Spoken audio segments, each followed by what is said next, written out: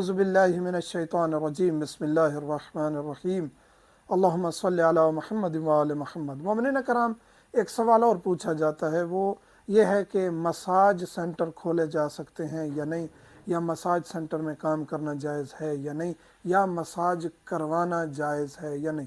Beauty parlour پر اور beauty salon پر ہم detail میں گفتگو کر چکے ہیں۔ آج ہم مساج پر گفتگو کریں گے۔ مساج اگر آپ کرواتے ہیں، یعنی انسان کو ضرورت پڑتی ہے، باڈی کو ضرورت پڑتی ہے مساج کرنے کی، کروانے کی، یعنی ایک بندہ جس کا روزگار ہے وہ مساج کرتا ہے، وہ اس کا وہی روزگار ہے۔ ایک بندہ ہے، پہلے تو زمانے میں یہ ہوتا تھا کہ وہ چھوٹی سی بوتلیں لے کے تیل کی گھومتے تھے گلیوں میں، اور وہ مرد حضرات جو ہے وہ ان سے مساج کرواتے تھے، جن کو مالشی کہا جاتا تھا۔ آج کل جو ہے وہ سینٹرز بن چکے ہیں، مساج سینٹرز، جہاں لیڈیز یا جینٹس جاتے ہیں، مساج کرواتے ہیں۔ اگر مرد کہیں جا رہا ہے تو واجب ہے کہ وہ مرد سے مساج کروائے اور اس کی شرمگاہ ظاہر نہ ہو، اور اس کو اور کرنے والے کو شہوت نہ ہو، یہ ضروری ہے۔ مساج کروا سکتے ہیں، کوئی عرض نہیں ہے۔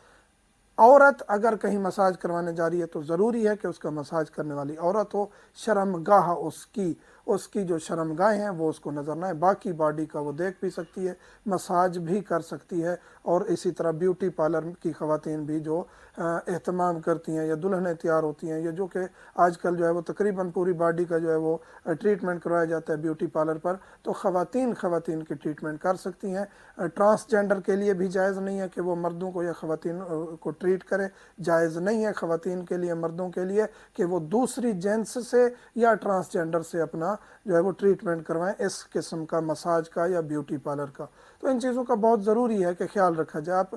آپ اپنی جسم کی ضرورت محسوس کریں، مساج کروانا ہے یا بیوٹی پارلر پہ جانا ہے، بیوٹی سیلون پہ جانا ہے، تو جنس تبدیل ہے، آپ مرد ہیں، آگے عورت ہے یا ٹرانسجینڈر ہے، آپ اس سے اپنا ٹریٹمنٹ یا اپنا یہ کیئر نہیں کروا سکتے۔ اس چیز کا خیال رکھنا چاہیے۔ جنس اگر تبدیل ہو رہی ہے تو وہ آپ کو چھوئے گی تو آپ کے لیے بھی حرام ہے اور اس کے لیے بھی حرام ہے۔ مومنین سے ملتمس ہوں، دعاؤں میں یاد رکھا کریں۔ والحمدللہ رب